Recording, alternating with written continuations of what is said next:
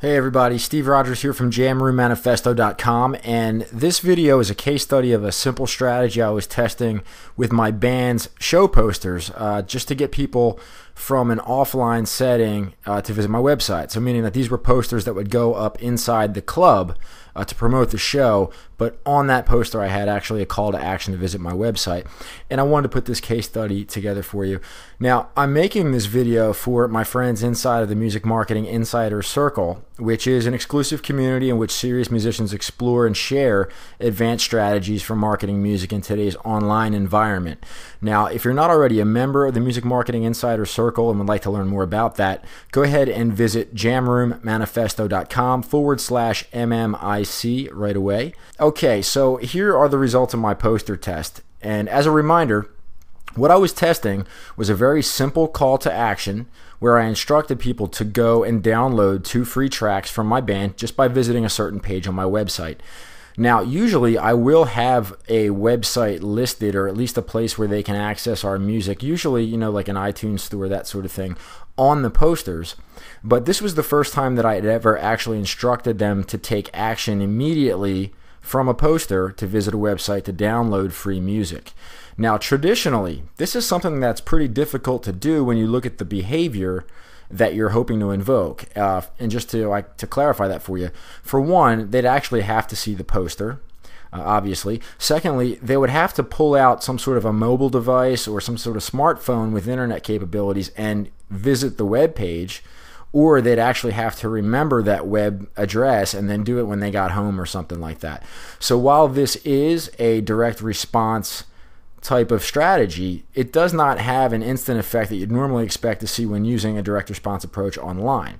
So the bottom line is that the more steps that are normally involved is going to lower your success rate. But in my mind, this was definitely worth testing. I wanted to see the results. So as we go into my analytics account here and we look at my website stats, here's what we're going to find for this test. Okay.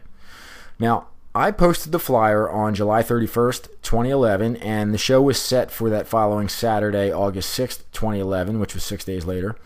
And so I want to go in here and set the date range for my analytics to reflect both the 31st of July and the 6th of August, just so we can look at only the traffic that occurred from between those two dates.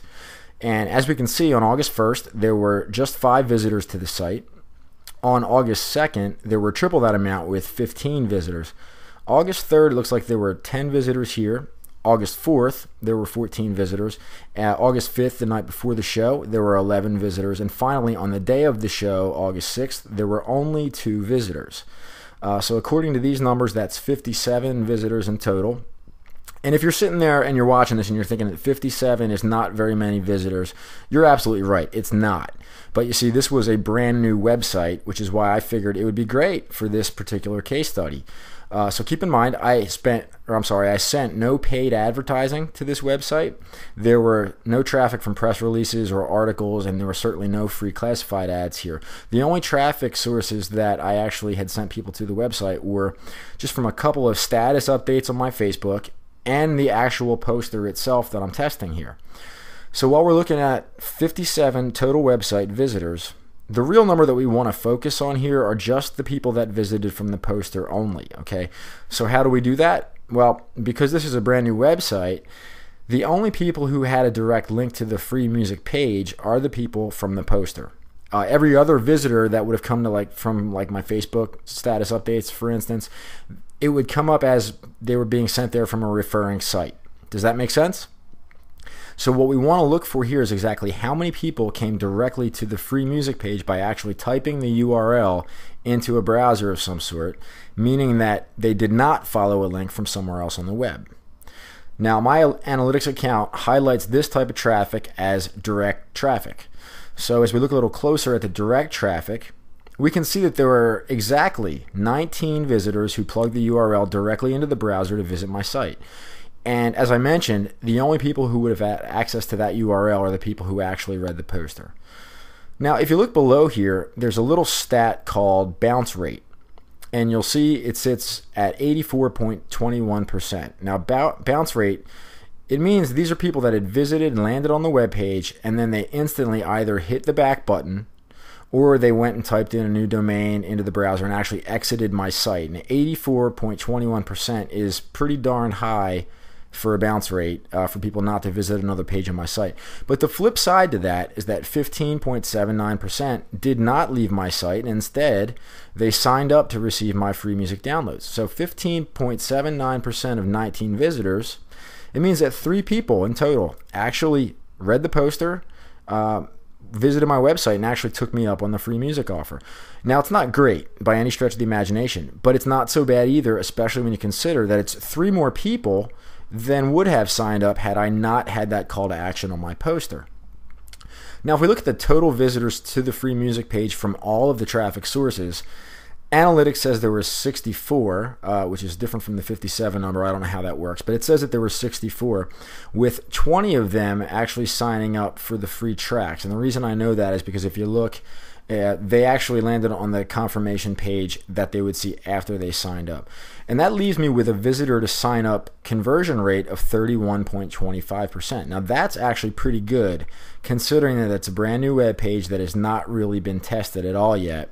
And I haven't done any specific targeting for the type of traffic that I send to this page.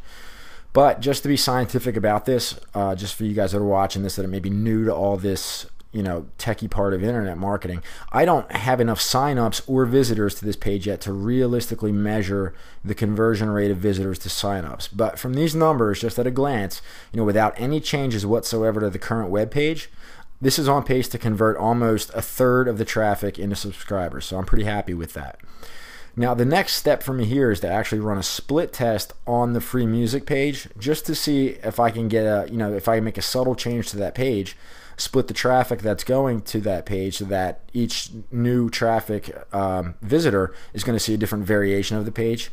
And between those two pages, if I see that there's an increase of my conversions of visitors to subscribers, that's what I'm looking to do here.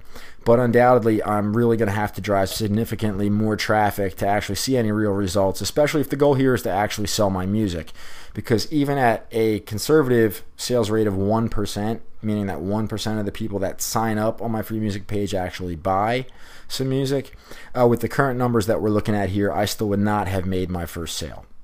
But then again, the point of this test was to case study the effectiveness of having that call to action and a free offer on my physical posters that I hang in the venue before a gig. So for this test, the result is 19 visitors at a 15.79 conversion rate versus that 31.25% from all the traffic sources combined. And in my book, this is a win, and this pretty much indicates that I'm going to do this on every show poster from now on, just to pick up that additional 15.79 and maybe even better percent, just to have an opportunity to sell my music to those people on more than one occasion. So if you guys are out there and your band is actively playing live shows, you can employ this simple strategy for your next gig, and you might see a little bit of a spike in traffic from doing the exact same thing that I've done here. In fact, I don't care if you copy the exact thing that I've done on my poster if you like. I mean, that's why I'm sharing it with you. So I hope you guys really are getting something out of this, especially if you're brand new at all this stuff and you're not sure if this direct response type of marketing is going to work for you with your band and your music. I wanted to show you this very small, modest example of what you can accomplish even with a very, very small number of people visiting a website, just to give you a little bit of encouragement that these strategies do work.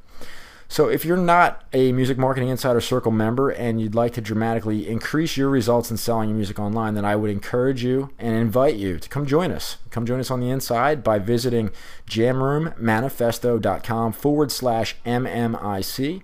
Become a member today and take advantage of up to $337 worth of free bonuses that I'm going to personally give you to new members who sign up through the link on that page.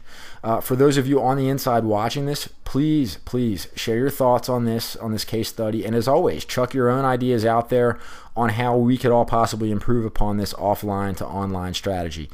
So thanks again for watching this video. This is Steve Rodgers, and I will catch you guys next time. Take care.